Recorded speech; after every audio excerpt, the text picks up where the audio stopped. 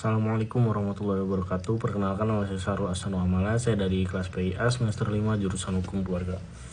Saya di sini akan menjelaskan tentang pelanggaran HAM apa saja yang terjadi dalam Perang Sampit 2001 yang terjadi di Kalimantan Tengah. Yang dimana dalam perang itu adanya suku Madura dan suku Dayak dari Kalimantan. Tugas ini untuk memenuhi mata kuliah Hukum Hak Asasi Manusia. Baik, saya lanjut ke latar belakang dari materi. Dari latar belakang penyebab konflik Sampit 2001 ini adalah dari kombinasi persaingan ekonomi antara suku Dayak dan suku Madura. Rasa tidak puas suku Dayak atas dominasi ekonomi Madura yang sangat meningkat dan bisa menghidupi keluarga bahkan sanak saudaranya yang tinggal di Kalimantan. Dipicu juga dari kekerasan langsung seperti pembakaran rumah dan dugaan penganiayaan terhadap warga Dayak. Di samping itu, primordialisme atau fanatisme kesukaan juga menjadi faktor penting yang memperburuk situasi. Sehingga terciptalah peperangan yang sangat ekstrim bahkan sangat kejam. Sehingga banyak melanggar aturan-aturan hak asasi manusia yang dilakukan oleh suku Madura ataupun suku Dayak itu tersendiri. Dan yang dari bacaan yang saya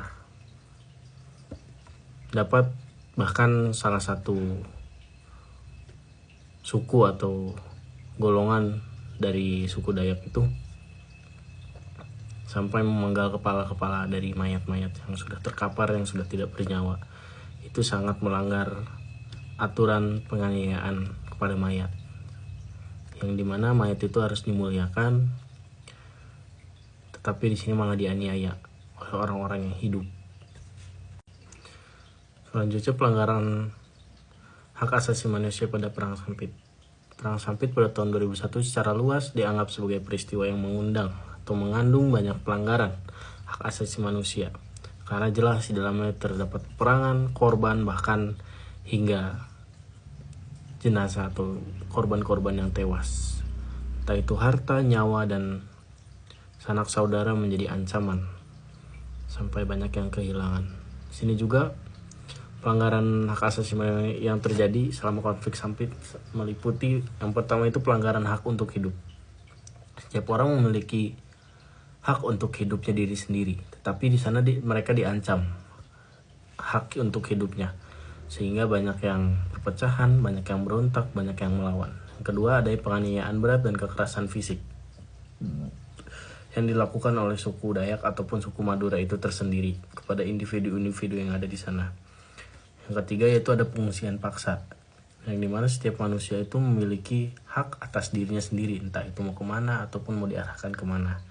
Yang keempat yaitu diskriminasi rasa dan etnis, yang dimana kita sesama manusia, sesama bangsa, sesama bernegara harus saling menghargai, saling bertoleransi, dan saling merangkul. Jangan sampai terjadi ada perpecahan, karena setiap orang memiliki hak dirinya untuk meyakini suku, budaya, ataupun agama dalam menjalankan hidupnya mau kemana dan tujuannya apa. Yang terakhir itu ada kegagalan negara dalam perlindungan, yang dimana di sini juga aparat tidak banyak berkontribusi dalam hal ini, yang dimana terjadilah perpecahan berdarah yang sangat ekstrim dan kejam. Islam sangat memandang negatif pada kejadian ini. Pertama, adanya pelanggaran pemeliharaan jiwa, yang dimana Islam mengatur bahwa sama manusia tidak boleh saling menyakiti, harus saling menjaga persaudaraan dan saling menjaga atas tubuhnya saudara kita. Kedua yaitu adanya larangan membuat kerusakan di muka bumi. Allah juga memperjelas ketika manusia itu membuat kerusakan di muka bumi, maka azab yang akan dihadapi akan lebih besar dari Allah Subhanahu wa Ta'ala. Yang ketiga yaitu pelanggaran prinsip persaudaraan dan keadilan, yang dimana di situ adanya miskomunikasi dan keirian dari salah satu pihak, sehingga terjadilah pemberontakan dan peperangan itu. Yang terakhir yaitu adanya larangan penganiayaan mayat, yang dimana di penganiayaan mayat ini banyak mayat-mayat yang tidak memiliki kepala yang dipenggal oleh salah satu suku. Baik, kesimpulan dari apa yang sudah saya tadi paparkan, bahwa sebetulnya inti permasalahan ini dari adanya miskomunikasi dan banyaknya keyakinan yang berbeda. Maka dari itu, setiap kita menjalani hubungan dengan tetangga, dengan saudara harus saling menghargai, merangkul, dan menjaga satu sama lain, sehingga menciptakan damai, sentosa, dan saling menjaga. Dan pada perang sampit ini tidak adanya pengawasan pemerintah yang bijak, yang tegak. Bahkan pemerintah pun hampir angkat tangan pada kejadian ini. Banyak dari aparat juga yang menjadi korban atas kekerasan ini.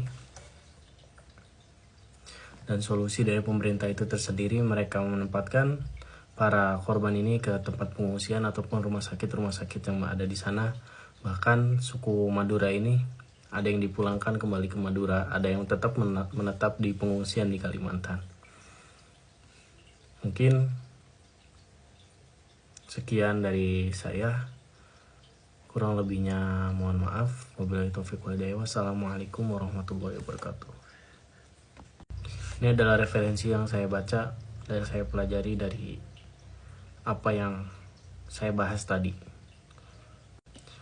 Mungkin sekian, terima kasih dan sampai jumpa.